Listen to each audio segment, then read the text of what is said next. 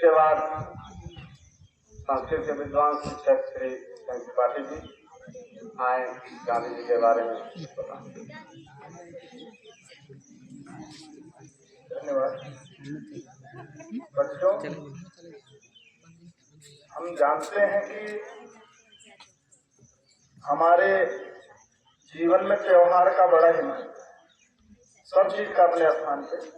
तो वैसे एक धार्मिक पर्व होता है, एक राष्ट्रीय पर्व।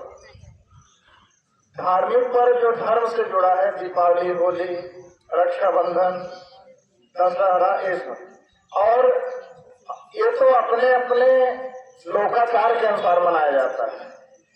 और जो राष्ट्रीय पर्व है, देश में सभी जगह मनाया जाता है। ऐसा है 15 अगस्त, 26 जनवरी और 2 अक्टूबर। ये पूरे देशवासी एक साथ मिलजुल कर सब एक साथ एक समान मनाते। उन्हीं में आज 2 अक्टूबर है। इस दिन 2 महापुरुषों का जन्म। पहला 2 अक्टूबर 1869 ईस्वी में जन्म हुआ गांधी जी का, गुजरात के पोरबंदर नामक स्थान। इनके पिता का नाम करमचंद गांधी, माता का नाम पुतलीबाई। और गुजरात में नियम था कि बच्चे के नाम के साथ पिता का नाम जुड़ा होता था, इसलिए इनका पूरा नाम मोहनदास करमचंद गांधी। और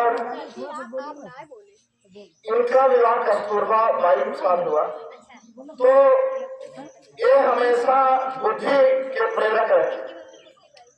जैसे कुछ नीति होता है कि हम लड़ाई कई प्रकार से करते हैं, कोई बुद्धि से लड़ता है, कोई अस्त्र से लड़ता है।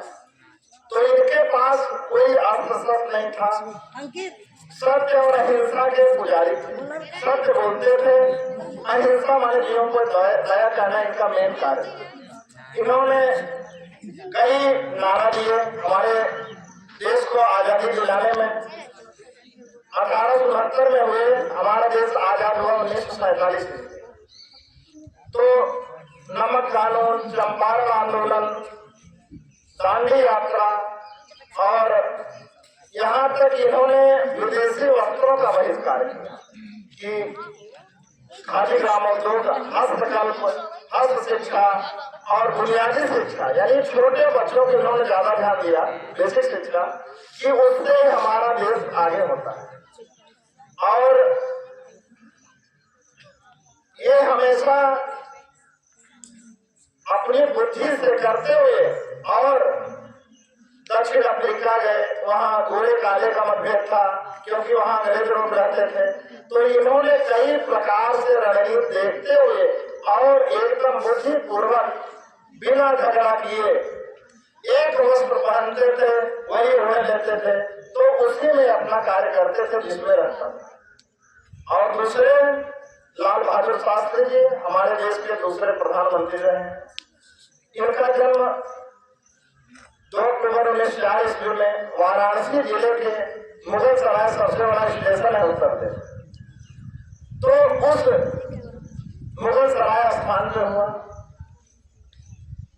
ये हमेशा गरीब परिवार से थे। बचपन में माता जी का देहांत हो गया और इनको छोटा डायनमो भी कहते हैं। हमेशा देश के लिए अग्रसर रहे हैं सभी कार्यों में। और उधर महात्मा गांधी ने कई नारा दिया, करो या मरो। तो यानी, और लाल बहादुर शास्त्री जी किसानों को बहुत मानते थे, जानते थे कि वो बचपन में किसान के घर से हुए थे और खेती पर इन्होंने कई कार्य किए। जय जवान जय किसान इनका नारा था। और ये हमेशा जानते थे कि अन्न बिना सबसे अन्न कहा गया है कि ये जो हमारे शरीर में अन्न रहेगा तो सारी बात हमको अच्छी लगेगी, सब कुछ आएगा। बिना भोजन के कुछ नहीं हो सकता। लोग चाहते हैं, सब जानते हैं कि महात्मा गांधी अच्छे थे, पंडित जवाहरलाल नेहरू अच्छे थे, सुभाष चंद्र बोस थे।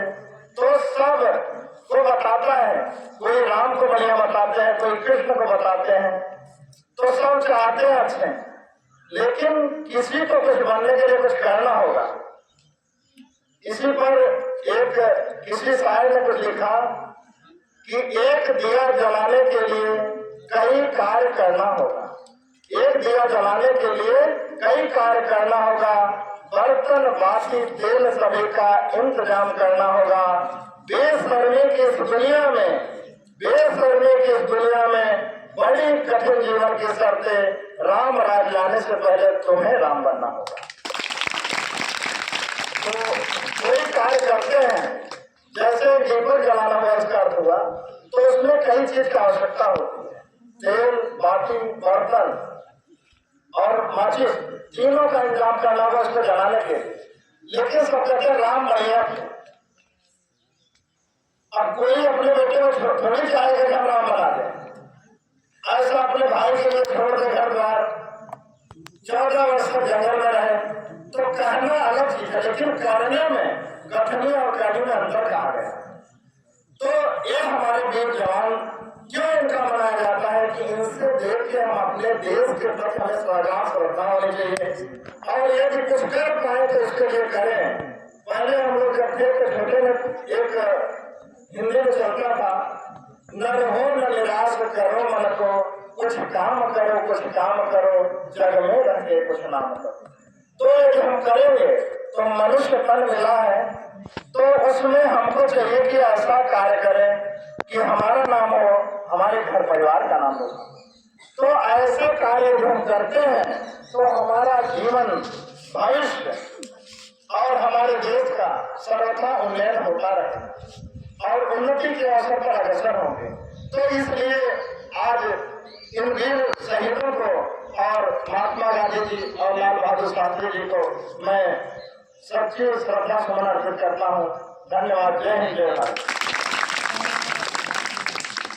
धन्यवाद सर।